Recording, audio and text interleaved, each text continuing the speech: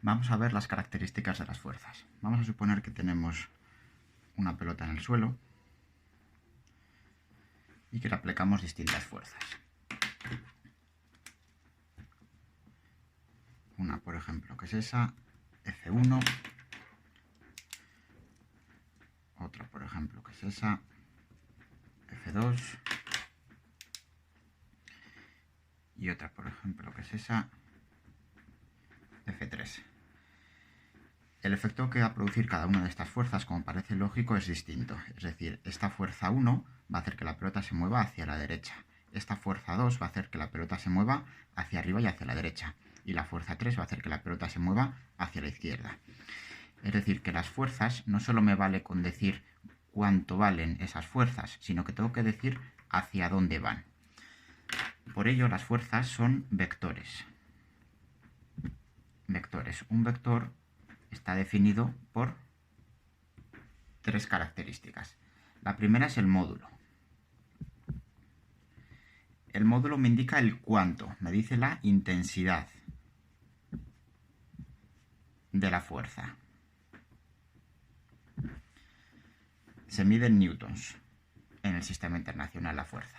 Entonces, una intensidad mayor quiere decir que es una fuerza más potente, que me llevará la pelota más lejos. Una intensidad menor quiere decir que es una fuerza menos potente, es decir, que la pelota se quedará más cerca. Lo segundo es la dirección. La dirección lo que me indica es en qué línea está actuando la fuerza. Puede ser una dirección horizontal, puede ser una dirección vertical y también puede ser una dirección oblicua con cualquier tipo de ángulo. Por ejemplo, en este caso que teníamos aquí, la F1 y la F3 están en una dirección horizontal y la F2 está en una dirección oblicua que forma un cierto ángulo. Y por último tenemos el sentido. El sentido me indica dentro de una misma dirección si va hacia la derecha o si va hacia la izquierda. Es decir, en una dirección horizontal si va hacia la derecha o si va hacia la izquierda. En una vertical si va hacia arriba o hacia abajo. Hacia arriba o hacia abajo. Y en una oblicua si se mueve en una dirección, en un determinado sentido de la oblicua, o en el otro determinado sentido de la oblicua. Además de estas tres características, también es importante conocer el punto de aplicación de la fuerza, que es el punto en el que tiene lugar la acción. Bueno, entonces las fuerzas son vectores. Los vectores los representamos mediante flechas, F1, F2 y F3. Lo larga o corta que sea la flecha nos va a hacer o nos va a dar una medida de la intensidad. Es decir, si yo tengo, por ejemplo, que la F1, una nueva fuerza, es igual a 5 newtons, dibujo, por ejemplo, esta es F1.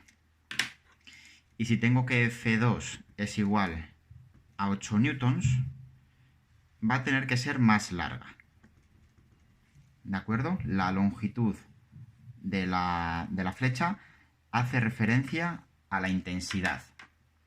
Si tengo otra fuerza, por ejemplo F3 que valga 2 newtons, va a tener que ser más corta que las dos anteriores. Esa es F3. La longitud me indica la intensidad. Longitudes más largas, intensidades más altas, 8 newtons. Longitudes más pequeñas, intensidades más pequeñas, 5 newtons, 2 newtons. Entonces, ¿qué ocurre si sobre un mismo cuerpo, por ejemplo, suponemos que tenemos una caja, actúan distintas fuerzas? Vamos a dibujar aquí la F1,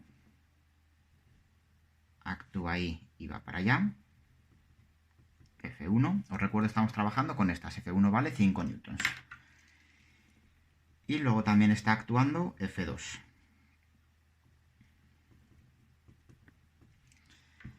Entonces, cuando tenemos un sistema de fuerzas, esto es un sistema de fuerzas, sobre un mismo cuerpo están actuando más de una fuerza a la vez. Lo que tenemos es que buscar la fuerza resultante. Fuerza resultante. Es decir, sería una fuerza que equivaldría al conjunto de fuerzas a la vez. se la va a representar o la voy a representar con una R mayúscula. Lo único que tenemos que hacer es ver en qué dirección van las fuerzas. Como van en la misma dirección, dirección horizontal y además en el mismo sentido, lo que hacemos es sumarlas. Por lo tanto, F1 5 newtons más F2 8 newtons, 5 más 8, 13. Me quedaría una fuerza resultante.